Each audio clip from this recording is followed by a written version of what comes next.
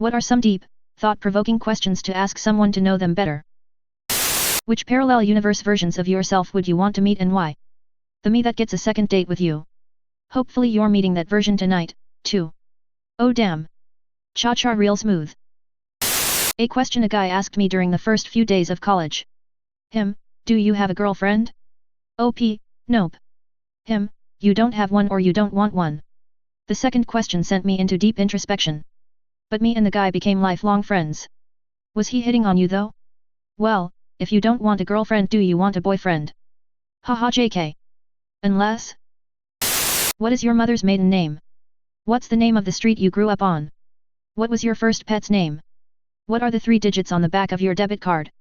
This might be a legitimately funny way to break the ice with someone, provided your overall vibe isn't too serial killery, and as long as you reassure them you're only joking. What level of toastiness do you like your toast? I usually do a level 2, maybe 2.5 if I'm feeling froggy. Scratches at level 6, with deeper grooves at level 7. What does this have to do with frogs? This isn't so much a question, but a little game you can play that can help break the ice and let you know how well you mesh together. If you're at a place like a bar or restaurant, look around the room and try to come up with backstories for other people there. It can be a lot of fun and takes some of the pressure off, while getting you two talking to each other and getting a feel for each other's sense of humor personality. It can tell you a lot about a person. For example, I played this while out on a date with this girl and she managed to take all the fun out the game by being ridiculously cruel in all her assumptions for no real reason at all. It felt like she was projecting issues she had onto these people. Like one guy was sitting at the bar alone, could have been waiting for someone, you never know, but because he was alone he was a loser with no friends that hates his life. Completely killed the mood, but at least gave me a heads up as to what type of person she was. I had that experience on a date once. We weren't even playing the game. What is your favorite smell is a damn good question. I honestly don't know, but a smell I really love is when it's cold, nearly freezing outside. Don't know how to describe it. That smell is pointy. What do you think happens after we die? Don't ask this on first date though, they may think you want to murder them. Or you are about whip out your Jehovah's Witness door knocking routine. I know the ones who love us will miss us will forever be my answer now. Kinu is the role model we should all aspire to. Great comment, friend. Do you wad or fold? People wad? They aren't people. What's the most difficult decision you've had to make to see your dreams come true? 10 out of 10 the answer is, LOL, my dreams haven't come true yo. Yeah, I think most people don't have their dreams come true, yet. Most people don't have dreams. A few thought-provoking questions that I would ask someone. What are you looking forward to this week? Should everyone on the planet be striving toward a common goal? If so, what would that be? If you could teach the entire world just one concept, what would it be? What concept do you think could have the most significant positive impact on humanity? I think your first question is good, but the rest scream politics, might not be great for a first date. Those questions scream values to me. I'm not sure why people avoid important topics on dates. How else are you supposed to know if you are compatible with a person? These questions are more in line with like a job interview than a date. Why is you? I just be like that. I feel like I really just know you now. Friend train choo choo. Is a hot dog a sandwich? Nope, it's a long burger. But isn't a burger a sandwich? No, it's a short hot dog. What is your credit score? Probably not good enough for you, CA. What do you love most about yourself? I love asking/getting asked this question. It really makes you think about how you view yourself. But that one is hard to answer because you don't want to seem egotistical or self-loathing. So I ask this one at parties too, except I also ask the opposite. What is something you like about yourself and what is something you dislike about yourself? I've met a lot of friends through this question. Good idea. I didn't think of that. If you think out loud, is it really thinking? Or are you just talking to yourself? When you think, you talk in your own voice inside your head, so talking to yourself and thinking out loud are the same thing. Is it really your voice? No, but I make it sound like my voice. This comment is low-key terrifying. Ask someone whether or not they think free will exists. Follow up with a why or why not. Usually leads to a pretty interesting conversation. And then move the topic to Bell tests and CHSH inequalities and then to Laplace's demon and then tell them everything they have ever done in their life has led to this conversation. We have free will, but it's limited by the state of the universe at any one time.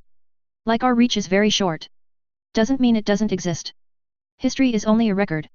It's not an instruction manual you found in a drawer. The future is the most probable outcome of the particular state of everything. Probability allows for unpredictability, however. it's limited to our reach. What are you thinking right now? I remember my dad used to ask this to me when I was a kid. I used to daydream in the car when he'd drive all around Europe. I was about 6 years old and really, those were the best of times. It's really nice to use when you have nothing else to say and, it just gives a nice glimpse into what the other person really is thinking. That was the most annoying question for me. If the universe is expanding, what is it expanding into? More universe. Whoa. If you could spend 24 hours inside the world of any painting, which one do you choose and why? A Sunday afternoon on the island of La Grande Jatte.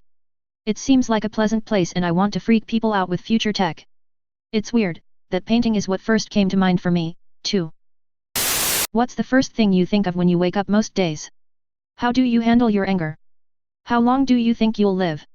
Wow, these will say a lot about someone. Well done. Do you like pickles on your burger? Do you believe in Sasquatch? We could be friends. I think pickles are cucumbers that sold out. They sold their soul to the devil, and the devil is dill. Mitch Hedberg. Pickles are just pickled cucumbers. What is your idea of happiness? Seems to be pretty interesting. Is this a personal attack? What do you know about me? Who sent you? Come home brother, it's been 5 years.